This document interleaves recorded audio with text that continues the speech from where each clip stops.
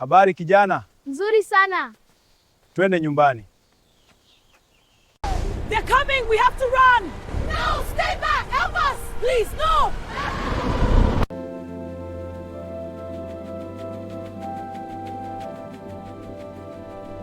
This necklace holds our stories. It's so beautiful. Now it is perfect for you. Thank you. This box holds our ancestors' wisdom. It's beautiful. What are they? They are our stories, child. This mask holds the spirits of our ancestors. Feel its power. It glows. What is it saying? It speaks of our strength.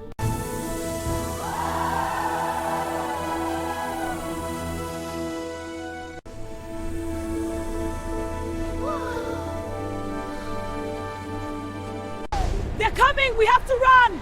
No! Stay back! Help us! Please, no!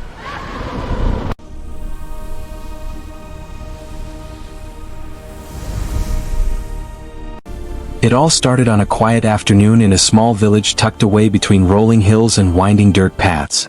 The sun was just beginning to dip behind the trees, casting long shadows across the narrow streets, when I first noticed her. She was an old woman, bent with age, her hair silver like moonlight, and her eyes sharp, piercing even. Everyone in the village knew of her. Some called her a healer, others whispered that she had secrets that should never be spoken aloud. But I, like many others, had never really crossed paths with her, until that day. I remember feeling a shiver run down my spine the moment she approached me. There was something about the way she moved, slow, deliberate, almost as if she knew exactly what she was doing and, more importantly, why she was doing it. I had been walking home from the market, carrying a basket of fresh yams and tomatoes, when she appeared from the shadows of a small hut at the edge of the path. "Child," she said, her voice low and gravelly, yet strangely comforting, "I have something for you." I hesitated, unsure whether to step closer or run. Something in her tone made it impossible to say no. And then, before I could even think, she handed me a small, neatly wrapped bundle. I opened it carefully and froze. Inside was a piece of clothing, an underwear, soft and delicate, unlike anything I had ever seen before. But it wasn't just the garment that caught my attention. It was the warning she whispered as I held it in my hands. "Never take it off. Never. Not even for a moment." I laughed nervously, thinking she was joking. After all, why would an old woman in a quiet village give me something like this and demand I never remove it? But the look in her eyes told me she was serious. Her gaze was steady, unyielding, and I could feel a strange energy radiating from her, a mixture of power, mystery, and danger. I felt my hands tremble as I clutched the gift. That was when she leaned closer, her voice dropping to a whisper that seemed to echo in my very bones. "There are things in this world you cannot see, child. Things that watch, things that wait.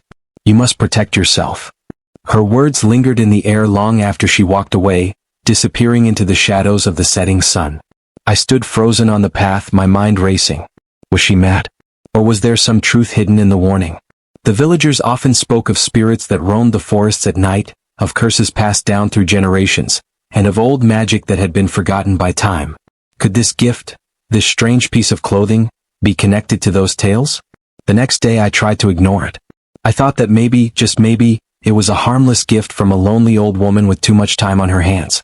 But the moment I touched it again, I felt a strange warmth, almost as if it was alive. And then the whisper started, not in my ears but in my mind. Soft, fleeting, like the rustle of leaves, warning me, urging me, reminding me of what the woman had said. "Never take it off, never take it off." It wasn't long before I realized that keeping the gift on wasn't just about following her instructions. It was about survival. Strange things began happening around me. Shadows moved when no one was there.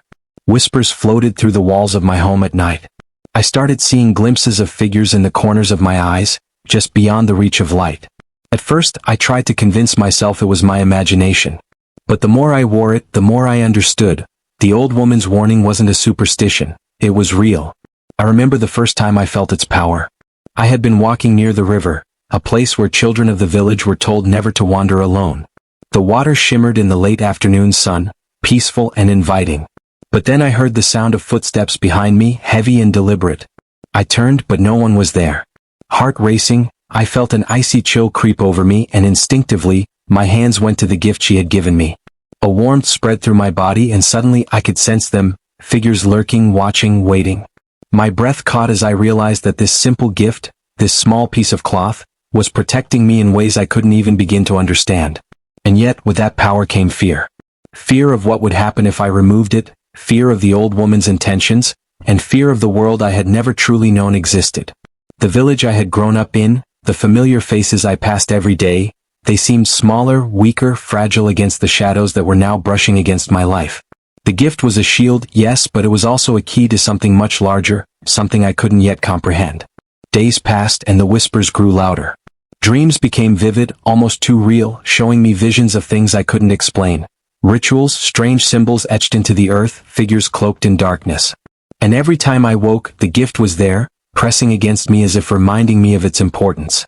I knew that taking it off, even for a second, could mean more than just breaking a promise. It could open a door I was not ready to walk through. And then came the letter. It wasn't from the old woman, not exactly, but it was connected to her in ways I couldn't ignore. A simple piece of paper slid under my door, with a single line written in an unfamiliar hand, "Do not trust what you see.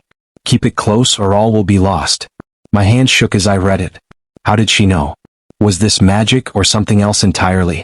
The gift, the warnings, the visions, they were all pieces of a puzzle I didn't know existed, and I was right in the middle of it. I could feel the weight of eyes upon me, though I couldn't see anyone. Every sound in the village seemed amplified, every shadow a potential threat. And yet, I couldn't stop thinking about the old woman. Who was she really? A guardian? A witch? Or something older, something that had been walking the earth long before our village even existed? She had chosen me for a reason, and I couldn't shake the feeling that this choice would change my life forever. That night, as the wind howled outside and the trees groaned under the weight of unseen forces, I made a decision. I would wear it, I would obey the warning, and I would try to understand. But even as I resolved myself to that, a voice whispered from the darkness, soft but unmistakable, "The gift comes with a price. And soon you will see why. I don't know what awaits me in the days to come. I don't know if I am ready for the truths I am about to uncover. All I know is this, the old woman was right. This gift is unlike anything I have ever held, and taking it off is no longer just an option. It is a risk I dare not take." The night seemed endless, but somehow I stayed awake, the gift clinging to me like a second skin. I couldn't stop thinking about the old woman and the warning she had given me. I tried to remember what I had known about her before that day, but most of it was just village gossip. Stories of strange happenings, of missing animals, of people who had come to her seeking help and had left changed. Some said she had lived in that village for longer than anyone could remember, long enough to see generations grow up and pass away. No one knew where she had come from, and no one dared ask too many questions. I decided I had to learn more about her. The next morning, the village was quiet, almost unnaturally so. I could feel the weight of unseen eyes, watching from the trees, the walls of the houses, even from the marketplace where people went about their daily routines.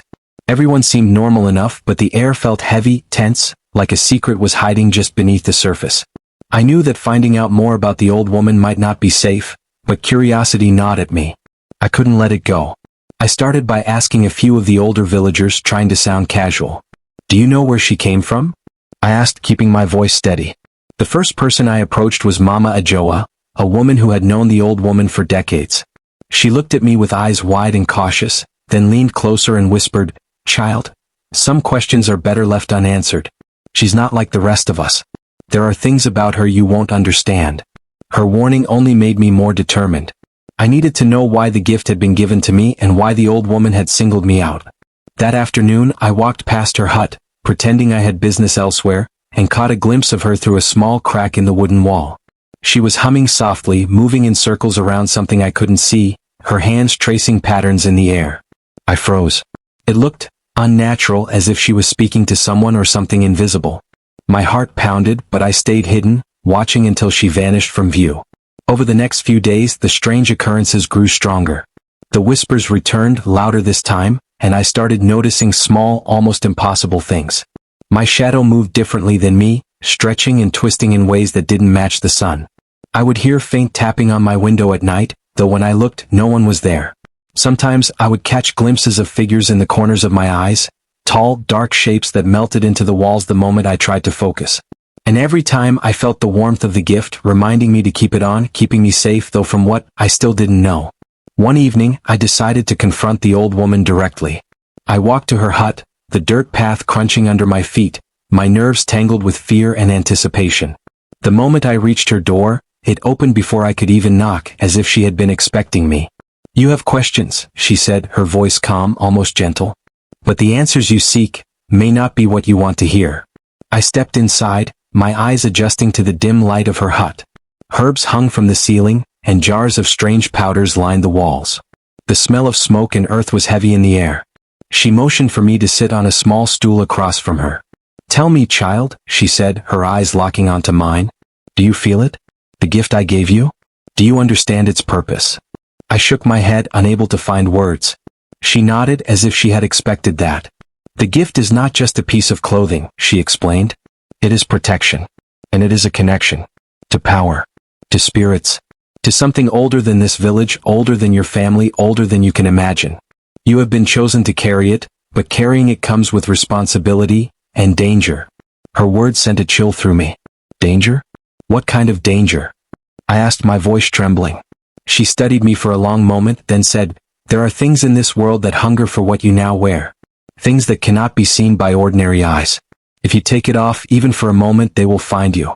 And if they find you, there will be consequences you cannot survive. I felt a shiver run down my spine. I had suspected as much, but hearing it spoken aloud made it real. Why me? I asked. Why not someone else? Her expression softened, though it did not lose its intensity. You have a strength inside you that has lain dormant, she said. And you have a choice. You can ignore it and suffer what comes. Or you can accept it and learn to use it. But even learning is not without risk. I wanted to ask more, but something in the air shifted. The room grew colder and I could feel it, presence. Something was moving outside her hut. I turned my head slightly, but the old woman put a hand on my shoulder. Do not look, she said firmly. Some things are not ready to be seen. Not yet. I nodded, swallowing hard, and she continued. You must understand, child, that the gift is part of a larger story, one that stretches back generations. I did not create it and I do not control it entirely. It chooses its wearer and it has chosen you. There will be signs, tests, and trials. Some will frighten you. Some will tempt you. And some will force you to confront parts of yourself you did not know existed. Her words hung in the air, heavy and unsettling. I wanted to ask what these trials might be, but a sudden noise outside made me freeze. A low, almost animalistic growl came from the shadows just beyond the window. The old woman did not flinch. Instead, she whispered, It is starting. You must be ready. That night I barely slept. Every creak in the house sounded like footsteps. Every gust of wind felt like a warning. I could feel the gift pressing closer, warmer than usual, as if it knew something I did not. I realized then that my life had changed forever. I could not go back to the way things were.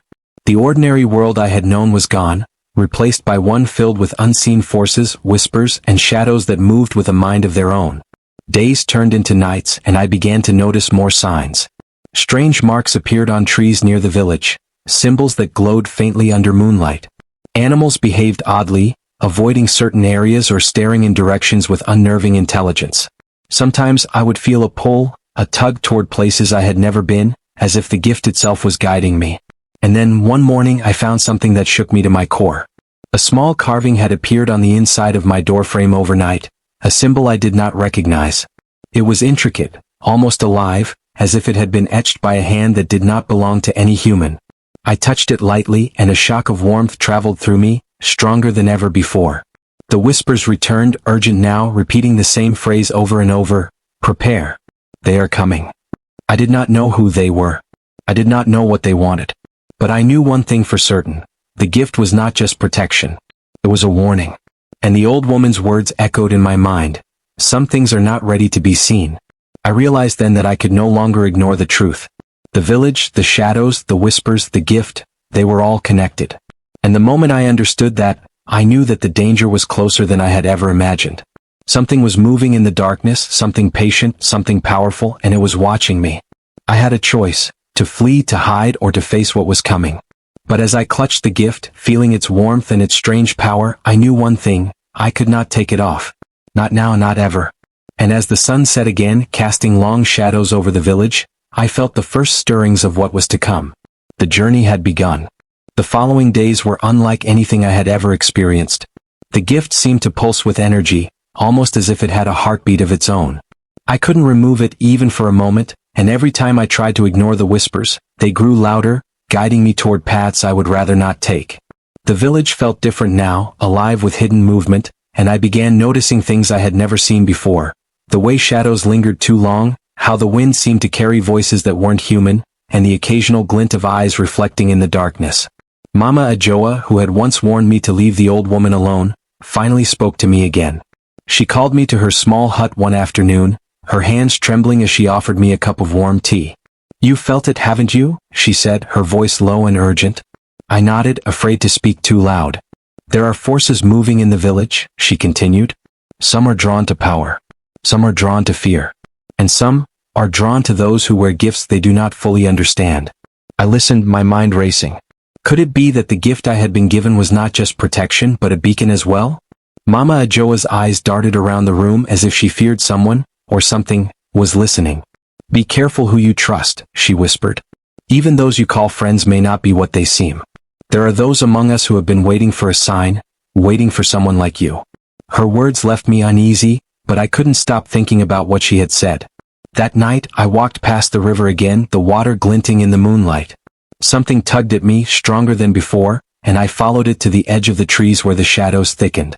There I saw a figure, tall, cloaked in black, moving silently among the trees. I froze, my breath caught in my throat. It seemed to sense me, though it did not approach. And then, without warning, it disappeared, vanishing into the darkness as if it had never been there. I ran back to my home, heart pounding, and felt the gift press against me warmer than ever. I realized that it was not just guiding me, it was warning me. Something, or someone, was testing me, observing me, waiting for the right moment to act. And I had no idea what it wanted. The next morning, I decided to confide in a friend, Kojo, someone I had known since childhood. But when I tried to explain what had been happening, he laughed nervously. "Are you serious?" he said, trying to make a joke of it. "Old stories, village myths. You're letting your imagination run wild." I wanted to tell him everything, but a part of me hesitated. The gift had made it clear that not everyone could be trusted. Some people, even those closest to you, might bring danger without realizing it. But then Kojo noticed the gift, and his laughter died in his throat. He stared at it, eyes wide, and a flicker of fear crossed his face. "Where did you get that?" he asked quietly. I hesitated, unsure how much to reveal. "It's complicated," I said. "And I'm not sure it's safe for anyone else to know." He nodded slowly, but I could see the curiosity in his eyes. And I knew instinctively that the gift would not allow me to keep this secret for long. It seemed to demand action, drawing me into a larger story I could not yet fully understand. The following nights were the worst. The shadows in my home seemed to grow taller, stretching across walls and ceilings in ways that defied logic. Whispers became voices, speaking words I could almost understand. Sometimes they called my name, other times they gave warnings I could barely decipher. And always, the gift pressed against me, a constant reminder that it was more than just clothing, it was a link to forces far beyond my comprehension. One night, I woke to a strange scratching sound at my window. I froze, every muscle in my body tense. The sound grew louder, deliberate, like claws on wood. I dared not move, fearing that even a single misstep could awaken whatever was out there. Then, just as suddenly as it began, it stopped. I held my breath, waiting for more, but nothing came. The room was still, save for the quiet rhythm of my own heartbeat. I realized then that the gift was not only protecting me, it was teaching me, preparing me for what was coming. Days turned into weeks, and I began noticing subtle changes in myself. I could sense movement before it happened, feel danger before it arrived.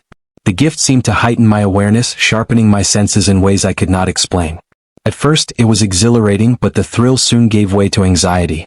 I could not escape the feeling that I was being watched, that the shadows in the village were alive, waiting for a moment of weakness. Then a new mystery emerged. Strange symbols began appearing throughout the village, carved into trees, etched into door frames, or scratched into the dirt paths. Some were glowing faintly under moonlight, others seemed ordinary until you looked twice. People began whispering about curses and spirits, blaming each other for the sudden signs. And I couldn't shake the feeling that the symbols were connected to the gift, to the old woman, and to whatever forces were now circling the village. I tried to investigate, moving quietly at night to see who, or what, was leaving these signs. But every attempt ended in failure.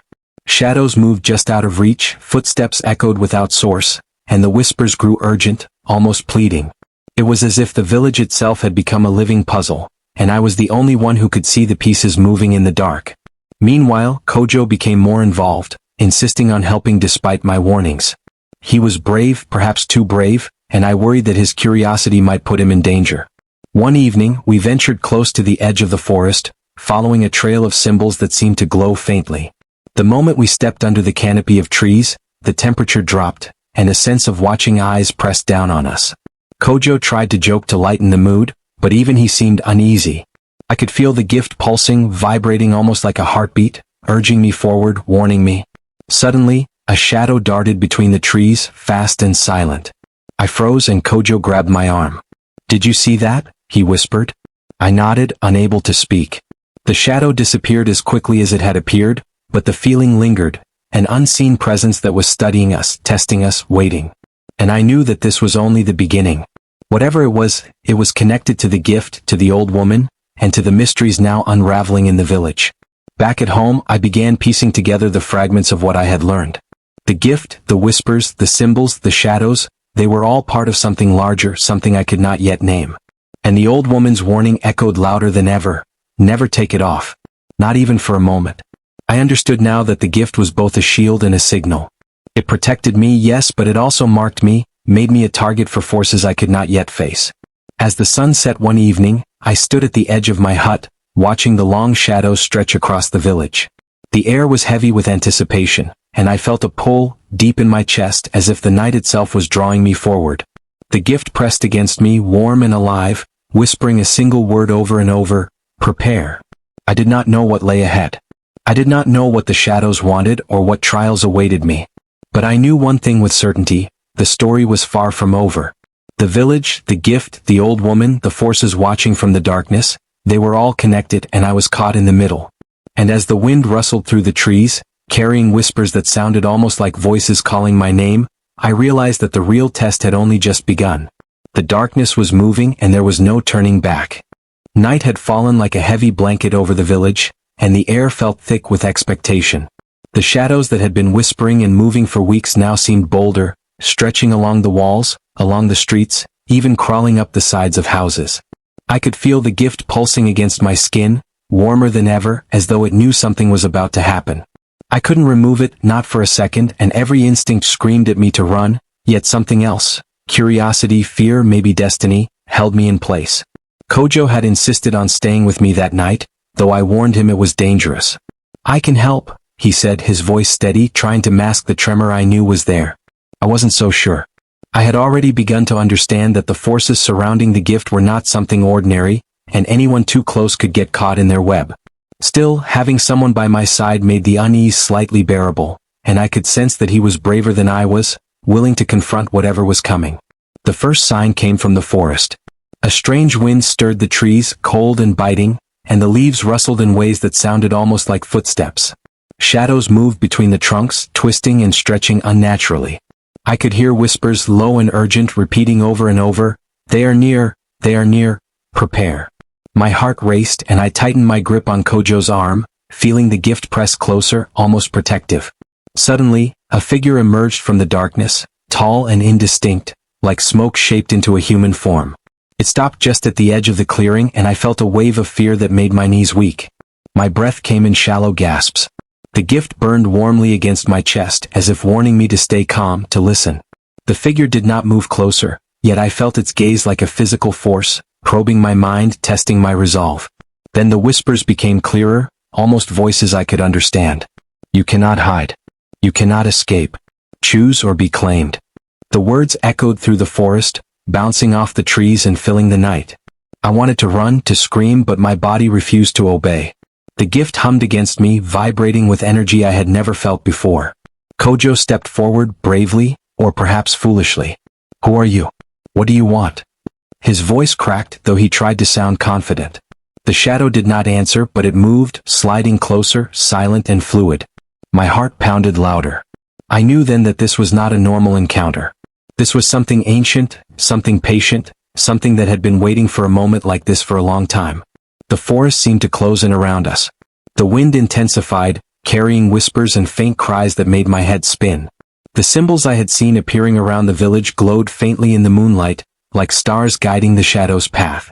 I realized then that the symbols, the whispers, the gift, they were all connected. I didn't understand how, but the pieces were coming together, and the shadow, whatever it was the key. Suddenly, another movement, a second shadow, slid through the trees. And then another. Within moments, the clearing was surrounded. Dozens of dark figures, silent and fluid, moved around us, their forms barely visible but unmistakably alive. I could feel their energy pressing against me, a weight that made the air hard to breathe. The gift's warmth intensified, radiating across my body, and I realized that it was not just protecting me, it was warning me, preparing me for something I could not yet face. Kojo whispered my name, fear finally breaking through his bravado. What do we do? I had no answer. I could only feel the gift's hum, pulsing like a heartbeat, and I understood that the choice was not mine. Whatever was coming, it had already begun. One of the shadows stepped forward, taller than the others, its form clearer, more defined. I could almost see a face, dark and shifting, but I couldn't focus on it.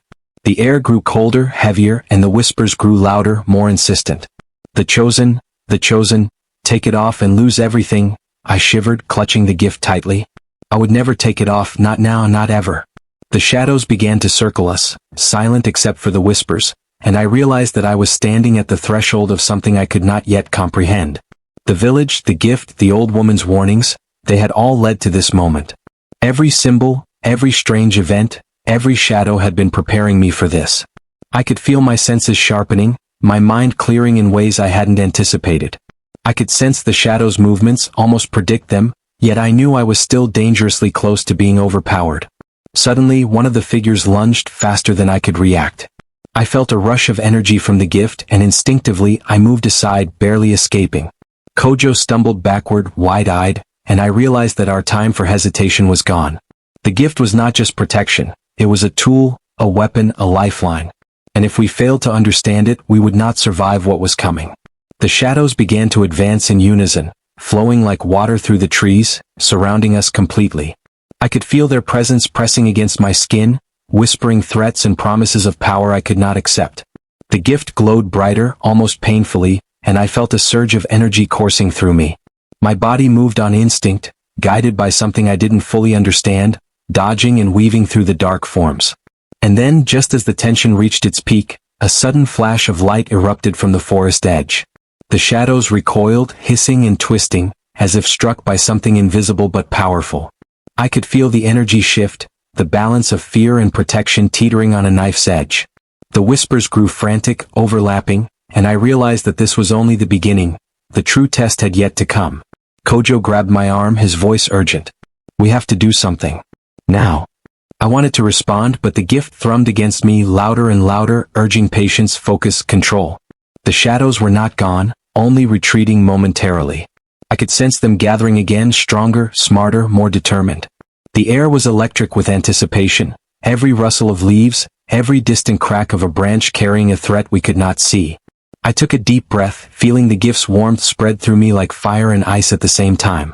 I realized then that the story, my life, the village, it had all led to this confrontation. I could not turn back. The old woman's words, the whispers, the symbols, they had all been preparing me for this exact moment.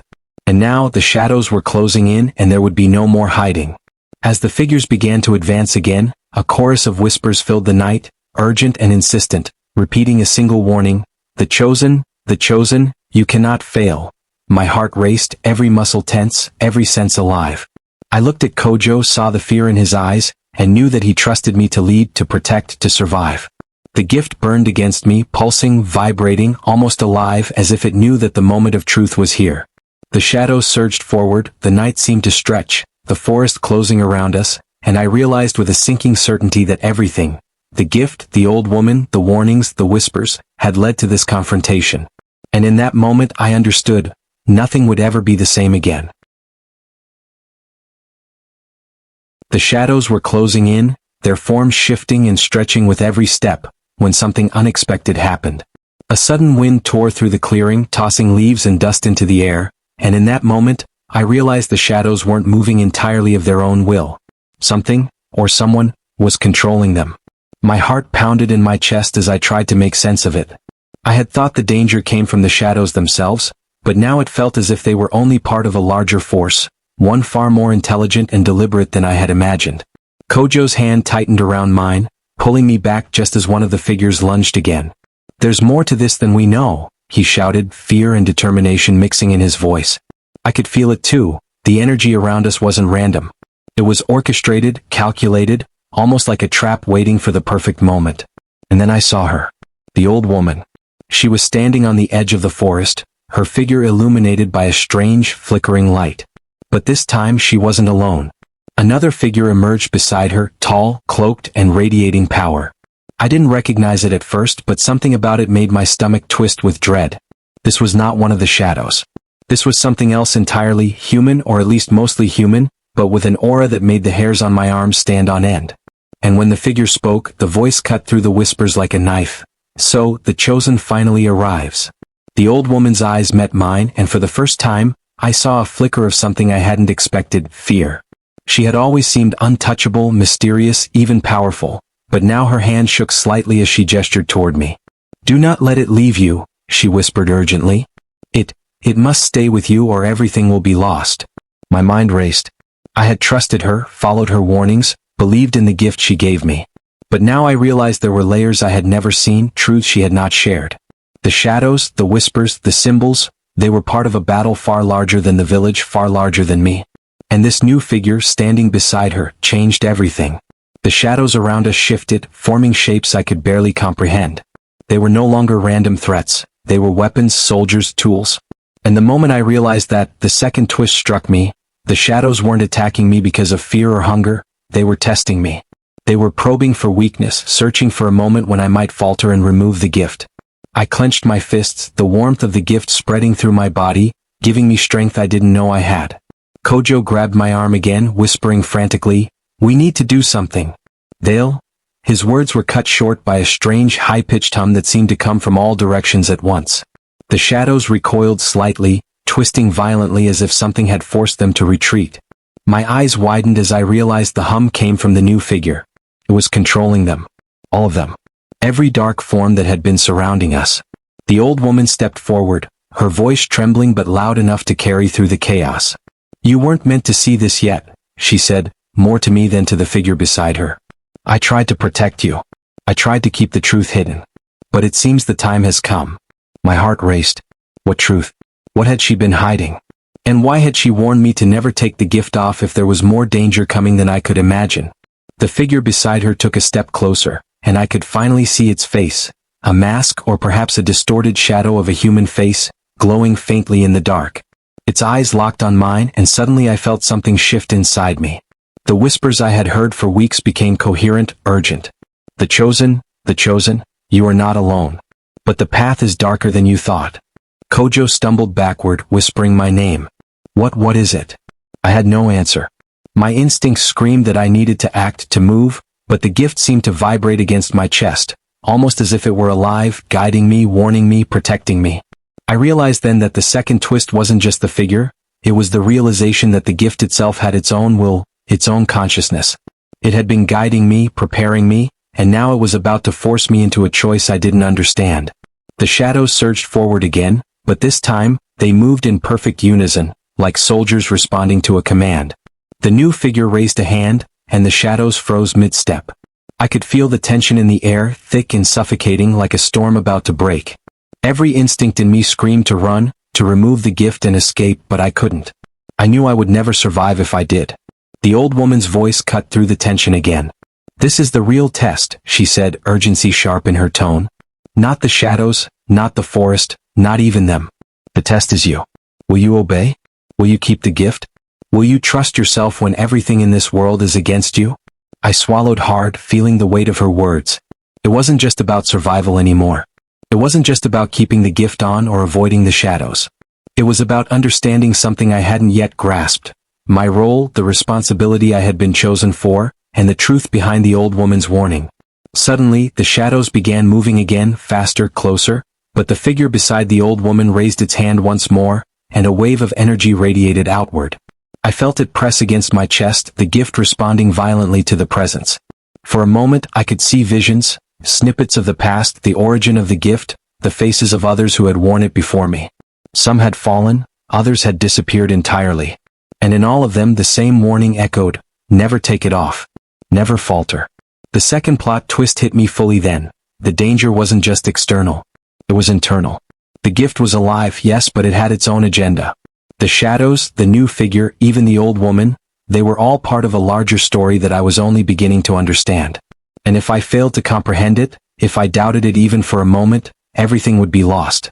Kojo looked at me, eyes wide with fear and confusion. I don't understand, what's happening? I shook my head, knowing even if I tried to explain he wouldn't fully grasp it. All I could do was grip the gift tightly, feeling its warmth, its guidance, and its warning.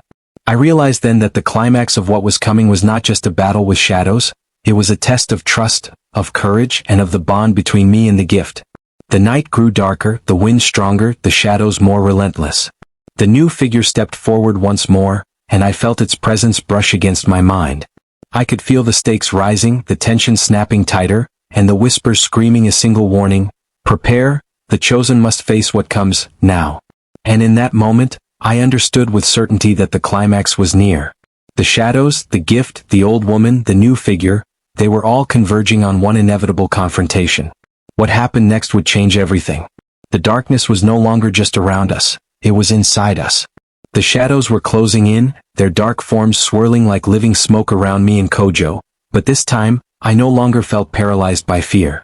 The gift burned against my chest, pulsing with warmth, and I realized it wasn't just protection anymore, it was strength. I could feel it guiding me, connecting me to something older and wiser than anything I had known. I took a deep breath, straightening my back, and for the first time, I confronted the darkness instead of fleeing from it. The figure beside the old woman stepped forward, eyes glowing faintly. Its voice carried across the clearing like wind through dry grass. "The chosen has arrived," it said. "Will you take your place or will you falter?" I tightened my grip on the gift. "I choose," I said, my voice firm. The gift pulsed, sending a warmth through my entire body, and I felt a connection with the shadows. They weren't my enemies, they were part of a test, part of the balance I had to uphold. The shadows recoiled slightly, then began moving in patterns I could almost understand. I raised my hands instinctively and the gift flared, creating a barrier of light that pushed the darkness back. Kojo watched, eyes wide, as the shadows wavered and shifted, following my movements. For the first time, I realized that the power wasn't just in the gift. It was in me, my courage, and my choices. I had been tested not just to survive, but to learn how to control what was once uncontrollable. The old woman's voice cut through the tension. "Do not stop, child. Trust yourself." Her presence grounded me. I focused, feeling the warmth of the gift expand, and the shadows froze, then began retreating toward the edge of the forest. I understood now that they weren't vanishing. They were returning to the place they belonged, controlled by the balance the gift had created. The figure beside the old woman stepped back, lowering its hand, and I could feel the energy in the clearing shift. The air felt lighter, yet still charged with the weight of what had just happened. The old woman smiled faintly, but there was seriousness in her eyes. "You have faced the darkness," she said. "You have survived the trial. But the story does not end with victory alone. It ends with understanding." I looked around the clearing. The symbols on the trees glowed faintly one last time, as if acknowledging my triumph.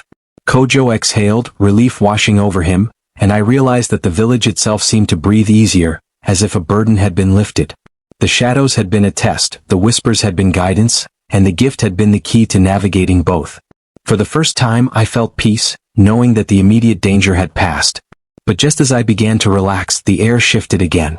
The gift pulsed violently, hotter and heavier against my chest, and a voice, familiar yet strange, echoed inside my mind. "You have done well, but the balance is not yet complete." I froze, heart hammering. The old woman looked toward me, her expression grave. "There is one last truth," she said softly. "The gift is not just protection, it is a bridge. And the bridge must choose its guardian completely." Before I could ask what she meant, the shadows stirred again, but this time they weren't hostile. They formed a circle around me, and inside the circle, a light began to grow from the gift itself. It expanded, glowing brighter and brighter, until I felt as if the night had been replaced by day. I realized with shock that the gift was calling not just to me, but to something larger, something alive, something that had been waiting for the moment I accepted my role. Suddenly, the figure beside the old woman stepped forward once more, and the mask of its face fell away, revealing a face I did not recognize, an ancestor or perhaps a spirit who had worn the gift before me. The whispers became clear words. "You are the chosen, the bridge. You must carry this not only to protect yourself, but to protect what is unseen from being lost." I felt the energy surge through me stronger than I had ever imagined. The shadows no longer threatened. They obeyed, reflecting my will, guided by the gift and my courage. I understood now that the main conflict was never about running or hiding. It was about embracing responsibility, facing fear, and using the power entrusted to me wisely. Kojo stepped closer, awestruck. You've done it, he whispered. I nodded, realizing that the trial was complete, the darkness held at bay, and the gift had proven itself as both shield and guide. The old woman stepped aside, letting the clearing fall silent. You have learned, she said, and that knowledge will protect you more than any magic. I let my breath out slowly, the warmth of the gift still radiating, feeling a sense of accomplishment and understanding that went deeper than survival. The shadows receded fully, and the forest grew quiet, as if acknowledging that the balance had been restored.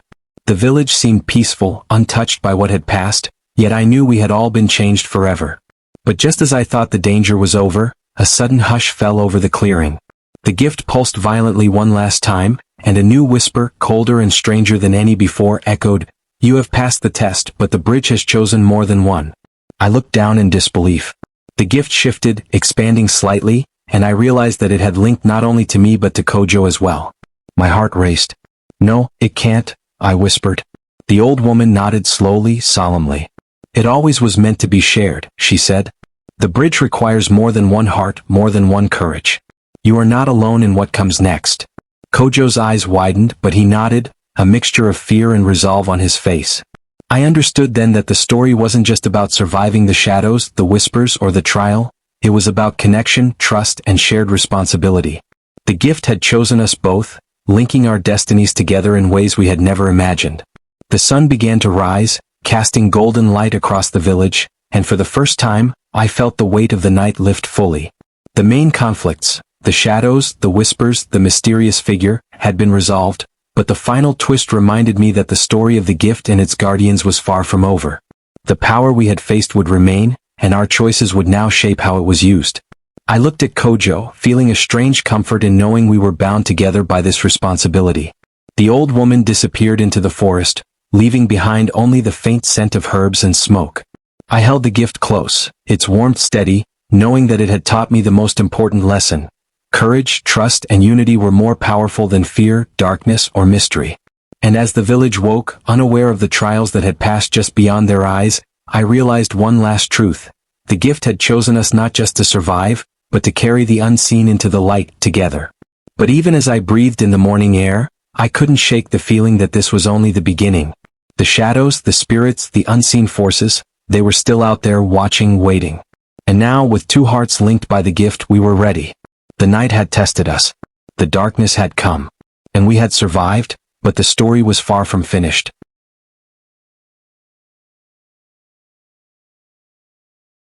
The night had felt endless, the shadows closing in with every heartbeat, but as I stood there, gripping the gift, I realized something that changed everything.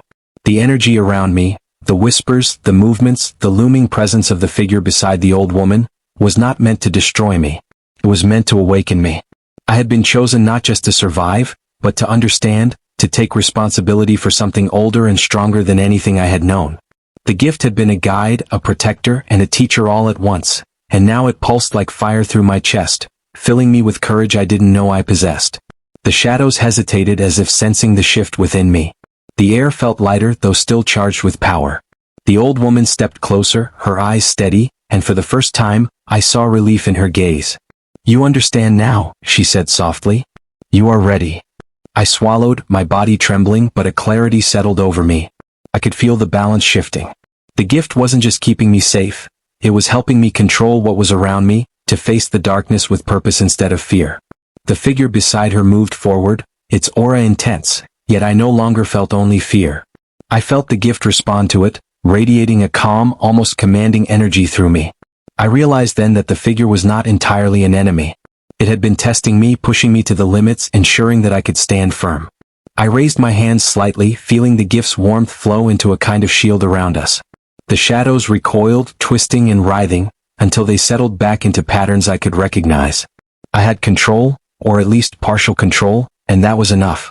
Kojo, standing beside me, looked at me with awe. I can't believe it," he whispered. You're doing it." I nodded, still catching my breath, realizing that what we had experienced was bigger than any story or myth I had ever heard. The shadows had been part of a test, the symbols scattered around the village part of a preparation, and the gift itself was not just protection, but a tool of connection, linking me to forces older than the village, older than our knowledge. The old woman's voice broke through the tension again, soft but commanding. The gift has chosen you, but you must also choose it. To wear it is not just survival, it is a promise. A promise to protect, to understand, to act with courage when the unseen threatens the world around you. Her words sank into me, and I realized that all the warnings, the whispers, the shadows, the danger, had led to this moment not to scare me but to prepare me. I looked around the clearing at the shadows that had once seemed so threatening. Now they were still, almost obedient, as if acknowledging my presence and the bond one had formed with the gift. The figure beside the old woman stepped closer, and I could feel its energy shift, softer now, almost respectful. It spoke, voice low but clear, "You have passed the trial. You are worthy." I blinked, unsure if I fully understood. Worthy of what? Of the gift? Of the responsibility? The old woman answered without words, placing a hand on my shoulder. The warmth of her touch was comforting, grounding me. "The shadows, the trials, the danger, they are never gone," she said. "But you have learned to stand against them. That is what matters. The gift will guide you, but it is your courage, your choices, and your heart that will truly protect you." Kojo exhaled slowly, the tension finally easing from his shoulders. "So, it's over?" he asked hesitantly. The old woman shook her head, a small, knowing smile on her lips. "Never truly over," she said. "But you have begun. You have faced what most could not. And that is the start of something far greater than this village, greater than the shadows, greater than even fear itself." I realized she was right. The night had tested me, broken me down, and forced me to understand something I could never have learned otherwise. I thought of the symbols, the whispers, the moments of terror, and even the doubts I had felt about the old woman. Every experience had been a thread in a larger tapestry, and now I could see part of the design. The gift had been the key, and I had learned that courage and trust were the locks it opened.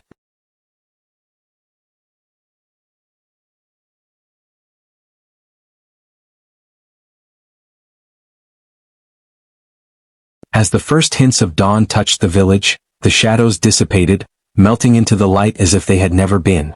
The forest grew quiet, and the air smelled fresh, clean, as though the night had cleansed it of tension. I stood there, feeling the warmth of the gift, still pulsing but now steady, calm, and reassuring. Kojo's hand found mine, and we shared a silent understanding. We had survived something extraordinary, something dangerous, and yet we had learned from it. The old woman turned toward the village, her figure fading in the morning light. "Remember," she said, her voice soft but carrying, "the gift is not the end of your journey. It is only the beginning. Use it wisely. Protect the balance. And never forget what you have learned tonight." She walked back into the forest, disappearing among the trees, leaving behind only the quiet rustle of leaves and the faint memory of her presence. I looked down at the gift, feeling its warmth and weight, understanding now that it was not just a piece of clothing, but a symbol of trust, responsibility, and unseen forces that had chosen me. I had faced the shadows, confronted fear, and learned that courage was not the absence of fear, but the strength to act despite it. I felt a connection to the village, to the forest, and to the invisible world that had been watching over us all along. Kojo squeezed my hand gently. "We should head back," he said, a tentative smile on his face. "The village, it feels different now." I nodded, glancing back at the clearing one last time. The symbols on the trees seemed faint now, almost like they had been guiding us rather than threatening us. The whispers had gone, leaving only a quiet hum of life in the forest. I understood now that the world was bigger than I had imagined, full of unseen forces, mysteries, and lessons waiting for those brave enough to notice them. As we walked back toward the village, the sun rose higher, bathing everything in gold light. I could feel the gift settling into me, steady and calm, a reminder of what I had survived and what I was capable of. The night had been dark and dangerous, but it had also taught me something essential, that courage, trust, and understanding were more powerful than fear, and that even in the face of the unknown, we could find strength within ourselves. By the time we reached the village, the streets were alive with morning routines, children playing, and the smell of cooking fires. Everything seemed ordinary, almost peaceful, but I knew the truth. The world had layers, shadows, and unseen forces, and I was now a part of that story. I had been chosen, tested, and had survived, and the gift would remain with me, guiding and protecting me for whatever came next. Kojo laughed softly, breaking the quiet. "You're going to be famous for this story someday," he said, trying to lighten the mood. I smiled faintly, knowing that some truths were too big, too strange to ever be fully told. Some stories were meant to be lived, not just told. I took a deep breath, feeling the warmth of the gift one last time that morning, and realized that I had grown stronger, braver, and wiser. The old woman's warnings, the shadows, the whispers, they had been part of the journey, shaping me into someone who could face the unknown without faltering. And though the shadows might return, though the unseen forces might challenge me again, I knew now that I had the courage to stand, to trust, and to act. As the village settled into the quiet rhythm of a new day, I felt a sense of peace mixed with anticipation. The story was not over, it was just beginning in a new way. But for the first time, I understood that I could face it, guided by the gift, strengthened by courage, and connected to a world far larger than I had ever imagined. And in that moment, I knew the greatest lesson of all. Sometimes the most powerful magic isn't in what is given to us, but in how we choose to carry it. The night had tested me. The shadows had come. And I had survived. But I would never forget.